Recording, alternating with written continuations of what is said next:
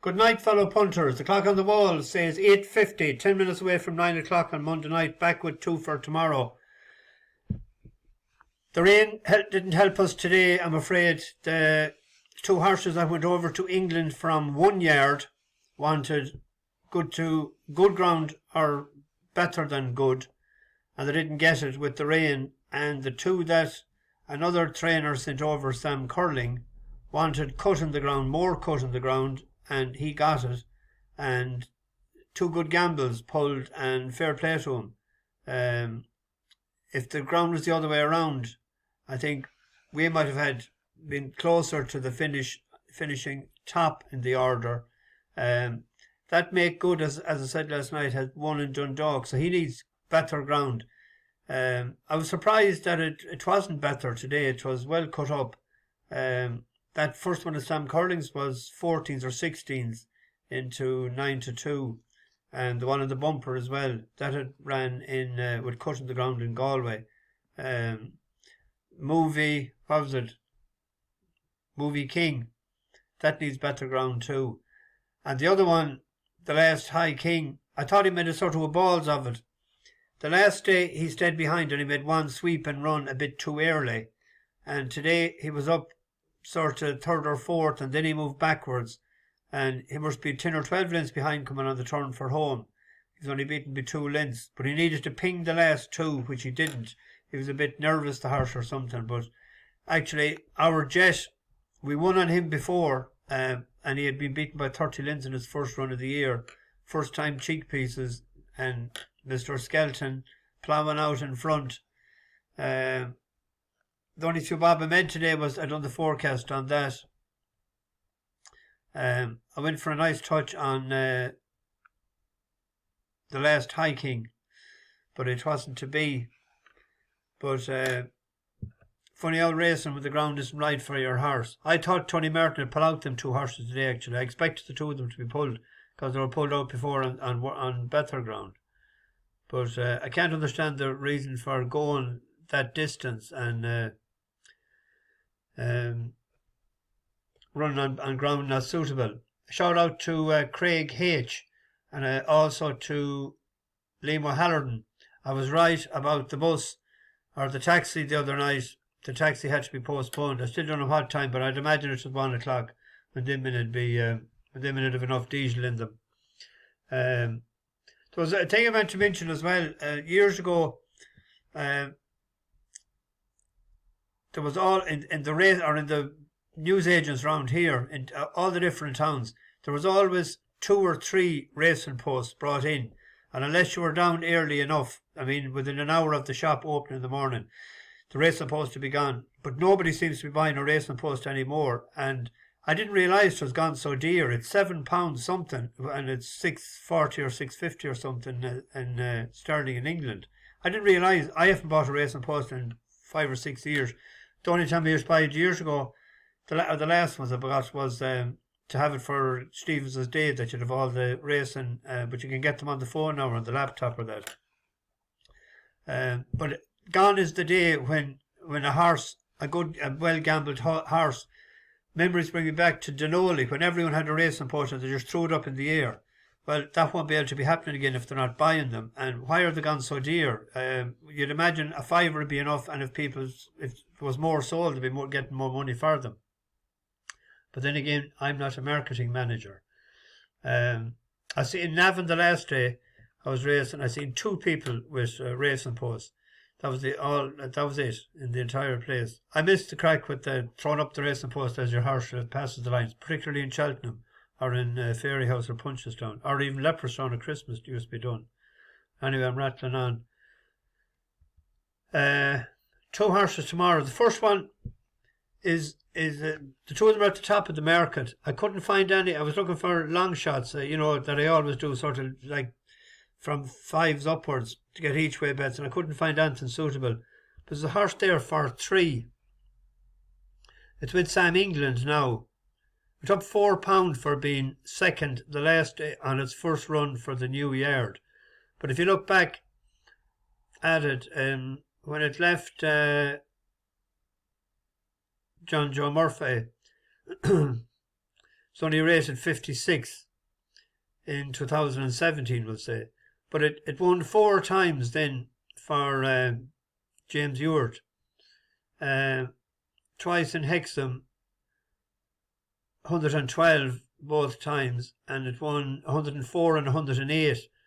Then it transferred to Mark Wetterer at 110, and it went all the way down to 86 and transferred to Sam England, and it ran the last day, and it was well gambled on.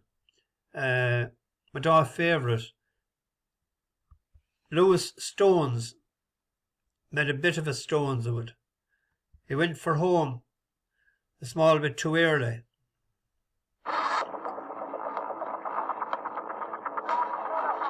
And he was grabbed by a JP horse. Last time around because 4-3 was under some pressure, but has now breezed to the front and gone on. Goes away, goes clear by a length and a half. Sawpit Sienna's now given way in behind to the left. Horn Cape emerges as the danger. They're followed by Prince Nino. El Jefe still not getting to them as they freewheel down the hill. One to take in the opener. 4-3 is now under more firm driving, and Horn Cape is moving to within a neck. Here comes the final flight. It's 4-3 just ahead. Horn Cape, though, a big challenger. 150 yards to go. Horn Cape is alongside. These two scrapping it out. 4-3 and Horn Cape. Great finish to the opener. 4-3 joined by Horn Cape. Horn Cape getting up right near the line. Horn Cape in time. Has beaten 4-3 into second. El Jefe might have just got third in advance of Prince Neil. Now the horse that was third in that race, El Jefe, he was calling him. I'll call him the same. He was rated 84, the same as the second horse. But when he ran next at 84, he won by 3 1/4 in Sedgefield as well. Beat it was in a class 5 as well. So he's gone up in the weights. Like he's actually given him a pound this time. They were equal weights the last time. He'd be giving him a pound again this time with Conor Rabbit taking 5 off. But Tom Midgley has taken 3 off this time. If he rides him something similar to the last time, El Jefe shouldn't get to him because he was 3.5 behind him the last time. The rest of them average, apart from Mr. Rumbalicious, who hasn't ran for 3 months, a 4-year-old. I don't think Charlotte Jones has rode at the track before, if memory serves me right. She's a Hexham and Cartmel specialist. So that was one. And the other one then is at Tramore, a horse we backed the last day at 10-1. Mitiva. It was gambled on from 10s into 130 the last day. Handbrake was off. It was a second run back after a layoff. And you often heard me saying I preferred the third run back after the layoff than the second one. But it's that's it with the JP colours with the white cap towards the back. A couple of lengths to the back marker. Broomfield Hall just picks it up on the turn into the straight. From Glendar's Marder, the long-time leader. Then more info. Mativa's cutting through the field. The white cap on the outside of Dragon's Pass. And they're followed in by Costanucci and Seaster. To the jump. Broomfield Hall has stepped badly there at that second last. Did well to survive. Glendar's Marder. Seaster tries to go between them. Is angled out. Then Costanucci in the orange, who's making good ground. Dragon's Pass. Mativa now being stoked up. More info drops back. Then Phil's choice for Furin Binks, the final flight, and it is a confidently ridden Costanucci, tackled by Dragon's Pass, then Mitiva, followed then by Seaster on the run in, and it's Dragon's Pass who's poking to the front from Costanucci, Mitiva and Seaster. Dragon's Pass and Sam Ewing 2 lengths to good for Costanucci. He just sort of lost it after the last. He was right there, or she was, after the last, but it's back in her own company, her own sex this time. She was 7-2 there earlier. I see it's into and it was 5-2 with the green bouquet. With a bit of money for that game and glory. So local track, third, the handbrake you'd imagine should be off.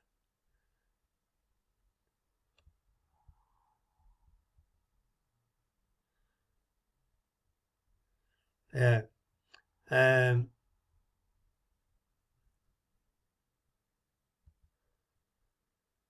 It's Monday night. What do we do on a Monday night? We sing a song.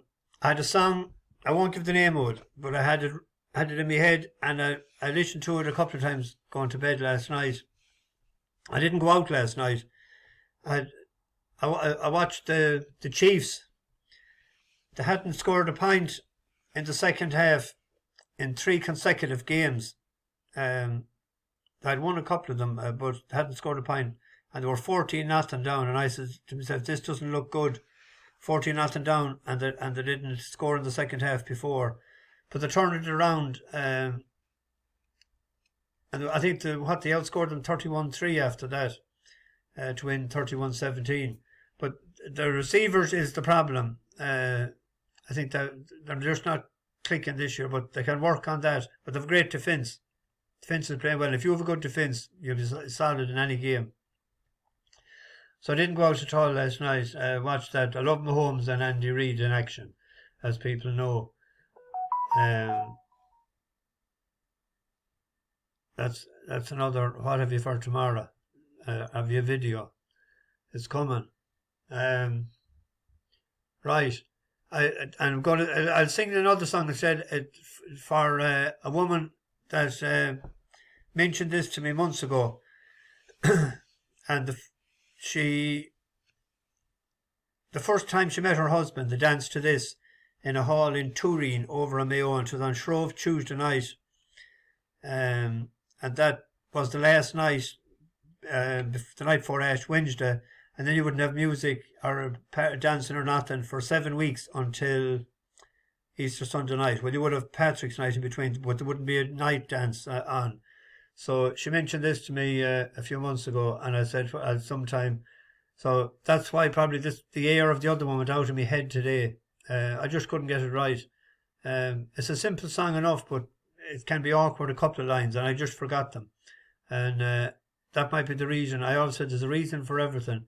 So I'll disappear, and we'll sing this one. It's an old one. While we get ready here, we're not prepared. From this valley they say you are going, and we will miss your bright eyes and sweet smile, for they say you are taking the sunshine, which has brightened our pathways a while. Come and sit by my side if you love me, and do not hasten to bid me adieu, but remember the Red River Valley, and the girl that has loved you so true. I've been thinking a long time, my darling, of the sweet words you never would say. Now, alas, must my fond hopes all vanish, for they say you are going away. Won't you think of the valley you're leaving? Oh, how lonely and sad it will be. Just think of the fond heart you're breaking, and the grief you are causing to me. From this valley they say you are going. When you go, may your darling go too. Would you leave her behind unprotected, when she loves no one other than you? As you go to your home by the ocean, May you never forget those sweet hours that we spent in the Red River Valley, and the love we exchanged mid the flowers. I have promised you, darling, that never will a word from my lips cause you pain, and my life it will be yours forever, if you only will love me again. They will bury me where you have wandered, near the hills where the daffodils grow, when you're gone from the Red River Valley, for I can't live without you, I know. Come and sit by my side if you love me. Do not hasten to bid me adieu, but remember the Red River Valley, and the girl that has loved you so true. Bash the bookies, over and out.